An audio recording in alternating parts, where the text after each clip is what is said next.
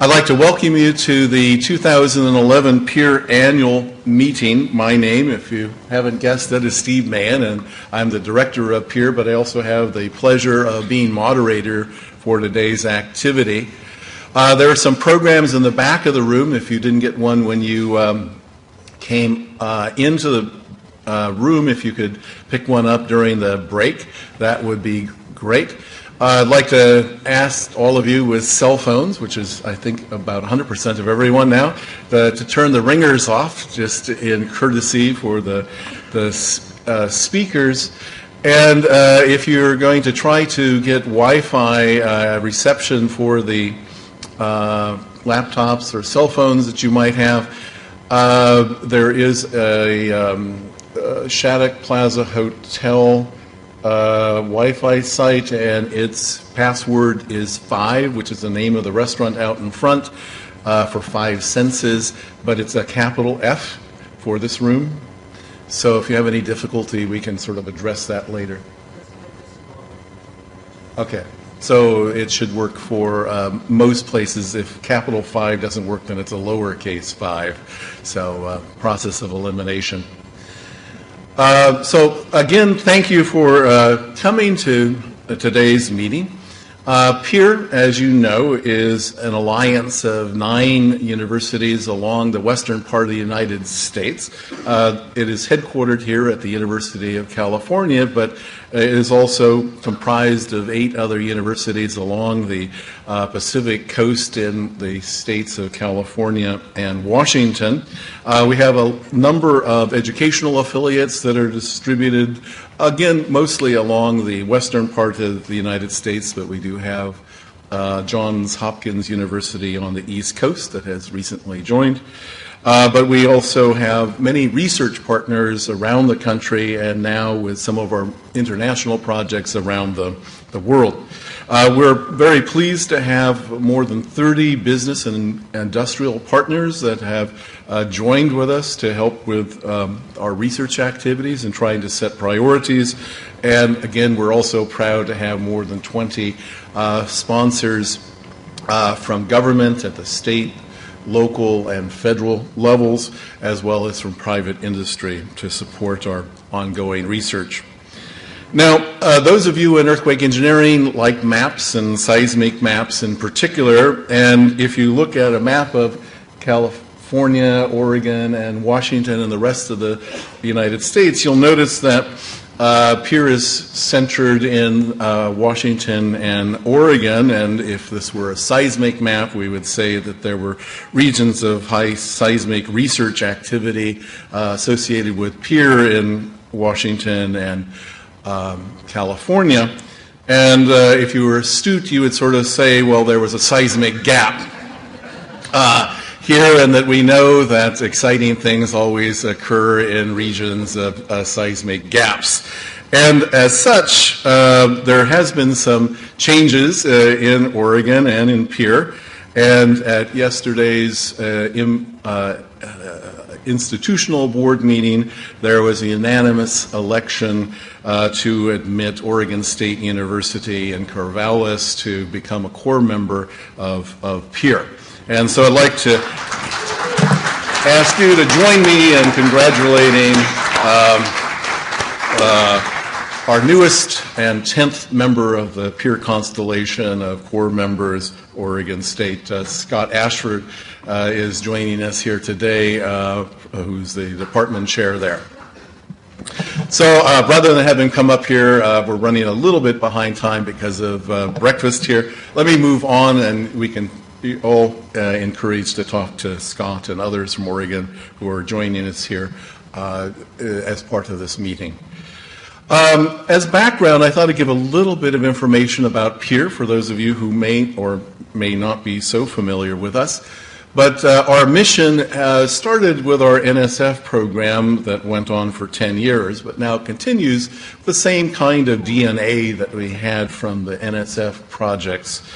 And in particular, we're trying to advance and apply the performance-based earthquake engineering concepts and methodologies we developed, but to extend those to a wider variety of facilities and systems for a variety of stakeholders. By their nature, these tend to be problem-focused, multidisciplinary efforts in research built upon a foundation of solid engineering and science. We have a tradition of having close partnerships with government, industry, and engineering professionals. And we've had a very good fortune to have very strong national and global research collaborations. We're university-based, and as such, we have strong commitments to education at all levels. On this subject, you'll notice a lot of students at this meeting. And through PEER, we have a very vigorous education outreach and training program. And we support some of the core members in terms of their K through 12 programs, but we recently were able to get an NSF REU site for PEER, and at the moment we get about 12 REU students for summer internships, and we're looking to expand that so we can send REU students to more and more of the institutions that are part of PEER. So that's a very good program that's currently underway. We're also turning our attention increasingly to continuing education, of taking research that we're learning within PEER to apply it to practice, and to perhaps start to outreach to new professionals who may have not paid quite so much attention in one particular class or another, and want to find out a little bit more about how they can take some of the things in the university and apply them to practice.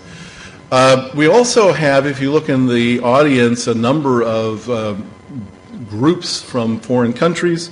We have very strong ties and formal relations with the Center for Urban Earthquake Engineering at the Tokyo Institute of Technology, and we have an annual meeting with them in Japan, which will be next March, and there'll be an announcement for PEER members who would like to go to that meeting for free.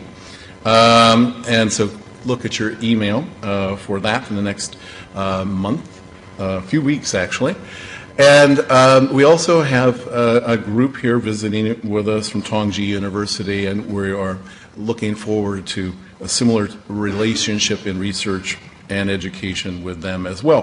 One activity that we have been doing is a Young Researchers Forum.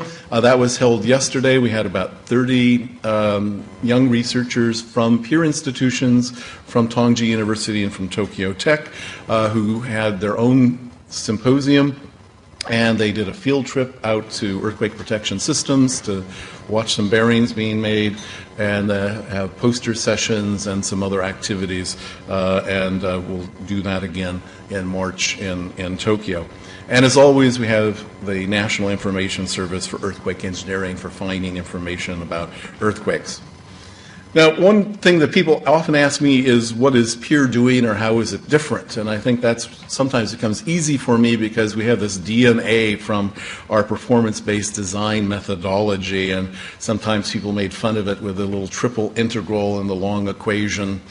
But ultimately, if you just look at it in terms of we're characterizing the hazard, figuring out what the response of the built environment is to that hazard, looking at what we are interested in terms of engineering, and then putting that into the context that an owner or other stakeholder would appreciate, and those might be in terms of cost of repair, downtime, casualties.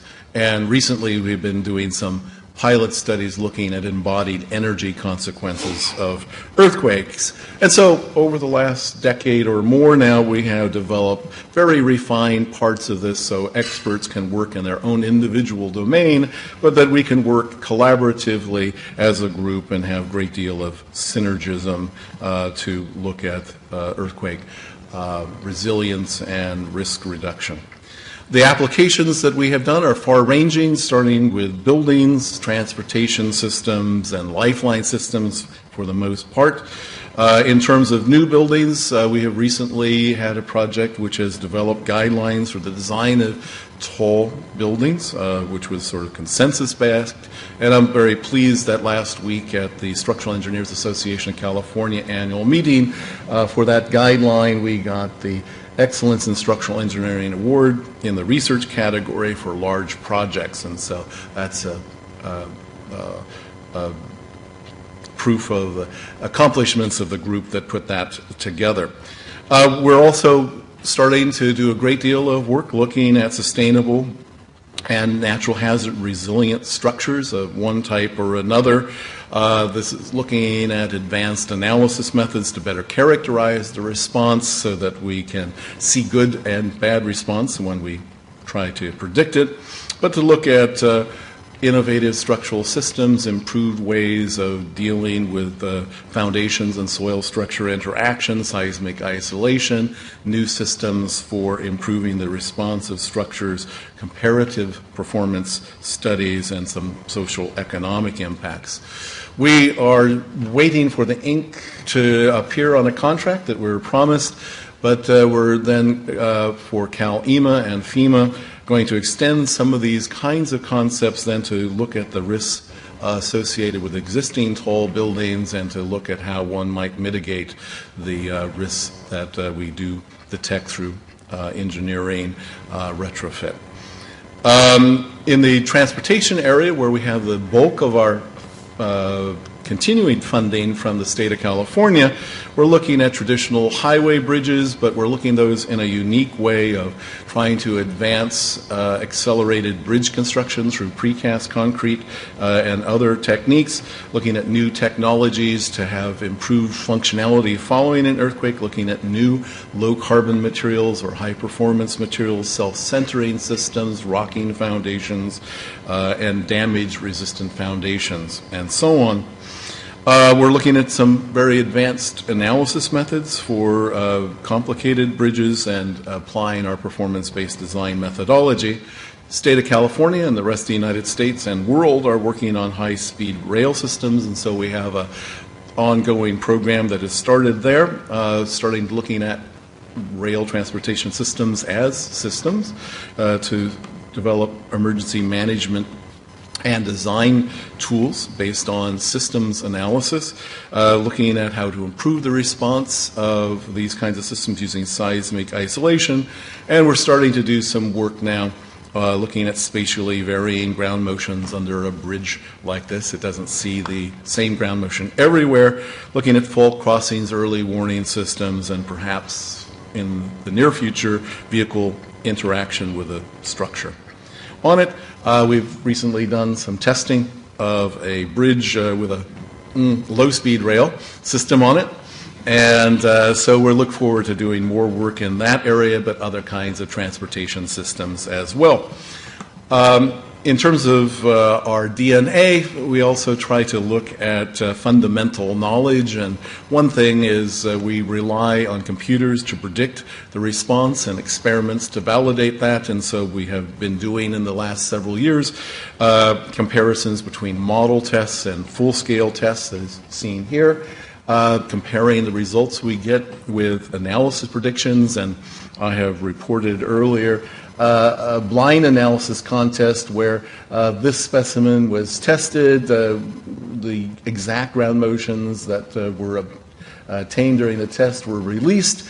Then we had 41 teams of people who did predictions, and the little dark blue line here is the test results. The dots here represent the scatter of the analysis results. The median of the analysis results is not that far off, but there's clearly some that are not so excellent. So the question is, how do you tell which one of those dots you represent? And to do that, we basically need to have good analysis tools and to validate those so that we can have confidence in our predictions. We're also applying performance-based earthquake engineering to lifeline systems, in particular looking at electric distribution systems, large new programs starting up on nuclear power plants, and some that are going on looking at fuel storage facilities like this, and that's through the peer basic program, some external funding, as well as our Lifelines program. The enabling technology that we're relying on for the most part for performance-based design is computing and computer simulations, so we are still investing money into OpenSees, in particular trying to develop new elements and validate existing ones, some efforts on graphical user interfaces, some tools that allow people to accelerate their work at looking at performance-based earthquake engineering. But then once you do the analysis, how do you make the structure better? And so there's some fundamental work now being done to look at optimization and reliability analyses. Professor Elgamal from UC San Diego has done one of these efforts on improving OpenSees through integrating the various things that we have done in various parts of our performance-based earthquake engineering program. But, OpenSees is basically a small part of this. The peer ground motion database goes here, and then there's graphical user interfaces for doing the modeling, for analysis of a single earthquake, looking at multiple earthquakes, putting that into our methodology for evaluating damage here in different types and groups, and then looking at the mean annual loss or other characteristics a stakeholder would be interested in for this. And so trying to integrate all of this and put it in the hands of designers, in this case, in terms of bridges. We're partnering with Nishkian quite extensively to try to put OpenSees into other hands. And so there is, if you go to the NIS hub, a OpenSees laboratory that's shown here, but that then will bring up a window here so you don't have to go through and put up OpenSees on your own laptop or mainframe. You just go here, there's a little blinky light that is the OpenSees cursor, and you just start writing here, and it analyzes it on some very fast computers. And there's some wikis and some tutorials and videos that you can find on the Peer and the NIS websites. And this now is connected to the Open Science Grid and Terra Grid, and so you can get some very fast computing, and at least NIS has no limit on who can use it for basically any reason whatsoever. So more people should take advantage of using the OpenSees and the NIS facilities. We also have an idea of developing applications, so something with OpenSees inside or powered by OpenSees. And there's a number then of applications. This is like LPILE, this is nonlinear response spectra, and there's several other graphical user interfaces that are on the NIS hub or on peer websites that you can take advantage of. We're looking at improving the characterization of the hazard, again, a fundamental aspect of performance-based design, and through the NGA projects, we have fundamentally helped in writing the new design guidelines to characterize design earthquakes for the United States. I think you're all aware of that, but lots of ground motions that have gone into that process and to develop attenuation relationships. We have a very large project now funded mostly by the nuclear industry and agencies, NRC, DOE, EPRI, and others, looking at the seismic hazards in the eastern part of the United States, and that is going to go on through about 2014. But we're also updating the seismic attenuation relationships for the western United States using more recent earthquake data. But we're going to be we are focusing on near-fault directivity and directionality effects, soil effects, vertical, ground motion, characteristics, and so on, and that's targeted for its preliminary results to be done by 2012. We're also extending this methodology for characterizing ground motions at a global level, where we are working with the GEM Foundation to look at the adequacy of attenuation relationship worldwide. There's 27 international experts that are all looking at attenuation relationships, and we have just gotten our initial money to start a program on an NGA subduction zone project. And so we're quite active in defining earthquake hazards.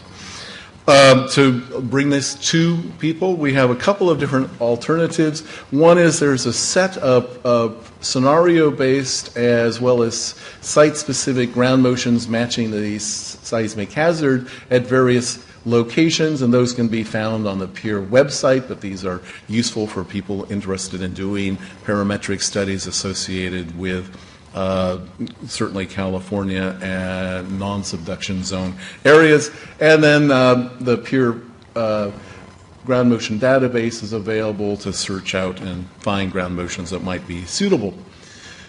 Now, there's been a lot of discussion within PEER about looking at multiple hazards, and we're doing this in a very systematic way and looking at hazards which are related to earthquakes as a start, at least. And as we are now more than well aware, because of the Japanese earthquakes, tsunamis are generally associated with earthquakes, but not always. And so about 2 years ago, we started funding some projects. Hong Ki Theo has written a report, came out, and he's got a second phase of that is refining this to look in the same way as we characterize the earthquake hazards in California to characterize a tsunami hazard. So we have a 72-year tsunami hazard, 475, and a 2,500-year tsunami hazard. And this is being generated in the same way with the same rigor as we have for other hazards associated with ground shaking. This is just deaggregating the hazards so you can see what kinds of tsunamis contribute to the beachfront and at a particular location in California. And this is generated for San Diego to see where the hazard is. And in this case, it is mostly in the Aleutian Islands. We can do inundation maps that are probabilistic in the same way. And this is just for Southern California. And you can see there's some nice blue areas here that correspond to a 500-year event. And the red ones are sort of additional areas which are for a 2,500-year event.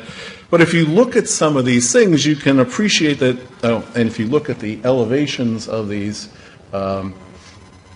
hazards, these are sort of like 2 to 5 meter kind of tsunamis. So we're not looking at 40-meter tsunamis probabilistically in California, but you get this kind of inundation. But if you look at the coast of California, you can see that there are more than a dozen power plants that are beachfront. These are not the nuclear power plants that everybody is worried about, but just conventional power plants sitting here on the beach.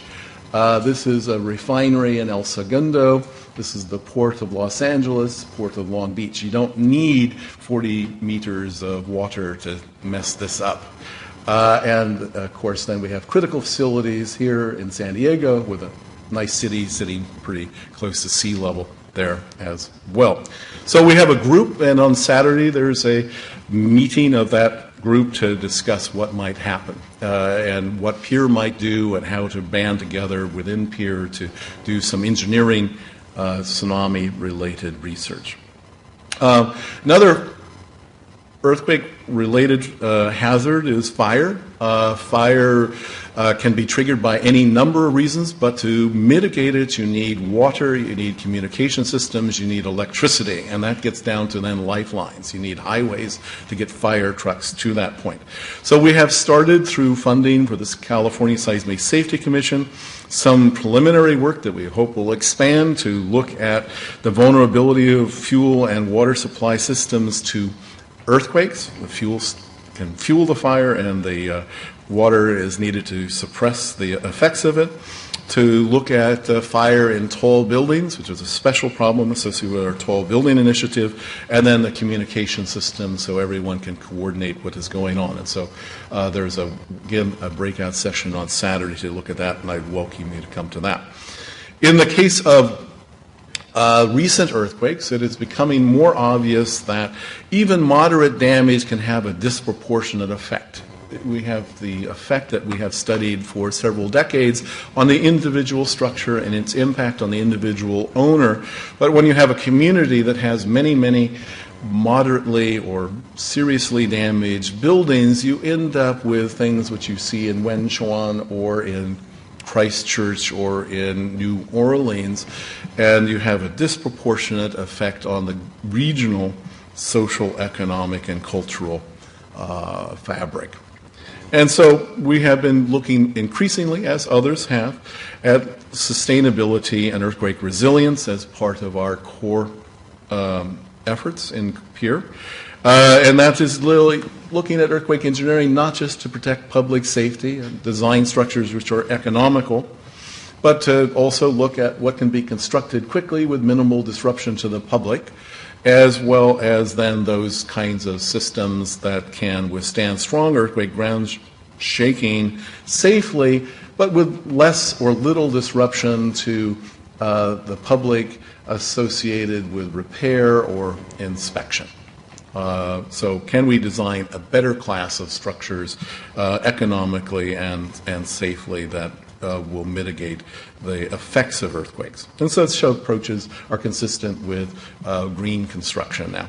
So we can do this in an engineering way, new materials, recentering systems, rocking foundations and the like, so that the buildings will recenter. But we know that we also have to worry about accelerations, and so things with supplemental damping or seismic isolation or some other technologies may be useful to help control not only drift but also accelerations like that. One other aspect that we are looking at is then what is the impact on individual organizations. So we've had some of our members who looked at disaster resilient cities and disaster resilient universities. But it's apparent from Japan, New Zealand, and elsewhere that there's a substantial disruption of institutions and businesses.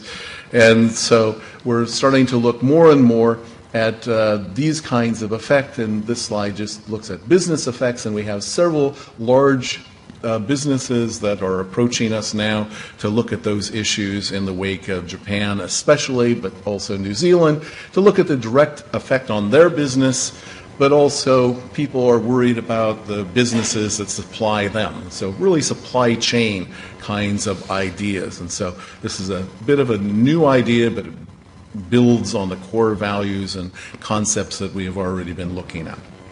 So that was just a quick summary of what we are doing. You'll get much more detailed information today and tomorrow. This morning's program is intended to really look at recent earthquakes, what we have also learned within PEER in the last decade or so, but to really focus on what are the bigger issues here. And so look at the implications from the Japanese earthquake, look at resiliency issues that came out of the earthquakes in New Zealand and elsewhere. Look at what we might expect in California and what the impacts might be on the state, but also what kind of vehicles we have through insurance and other mechanisms to ameliorate the consequences of the earthquake damages that we might see. And then lastly, look at the financial implications of that. This afternoon, we'll basically look at the PEER core topics, simulation, geotechnical engineering, seismic hazards, performance-based applications to buildings and bridges. Importantly, this evening there is going to be a reception and a poster session for many of the bright young researchers working in PEER, as well as some of our foreign partners. And so I invite you to stay at 5 o'clock and participate in our reception, but also have a chance to talk with the students there. Tomorrow, it's strategically oriented a little bit different. We're going to break up and look at some of these initiative areas of fire following, earthquakes, nuclear power plants, tall buildings, new initiative on dam safety, and tsunamis, of course. So to see who's interested here. So the idea is to learn about what people are doing now, but to have the opportunity to plan and to participate in future PEER activities. And then tomorrow afternoon, we'll be looking at some of the ongoing programs that are quite well developed within PEER related to structures, to seismic analysis, to systems analysis, and to high-performance materials. And so I invite you to stay for those activities as well tomorrow. And mostly roll up your sleeves, see what you are interested in and how you can participate. So thank you for your attention.